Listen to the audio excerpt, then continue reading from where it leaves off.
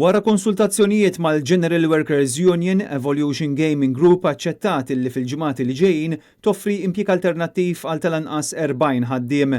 60 impjegati oħra huma mistennija li jkunu assorbiti minn kumpaniji oħra tal-gaming u fis-servizzi finanzjarji. Dan ifisser illi jibqa' mal-200 ħaddiem illi xorta ġew affettwati bl-għeluq tal-kumpanija NetEnt illi kienet inxtrat mill-istess Evolution Gaming.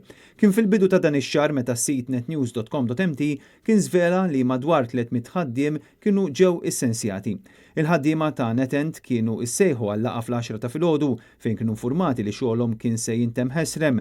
Fil-fatt huma kienu nataw ċans sa' 6 ta' filgħaxija biex jieħdu l-affarijiet personali tagħhom mill-binja għaliex ma kienx hemm bżonn is-servizzi tagħhom. Quddiem dan kollu, l-uniku soluzzjoni tal-Gvern kienet illi jibgħat lil ħaddiema għand Jobs Plus jirreġistraw ftit jiem biss qabel il-festi tal-milied.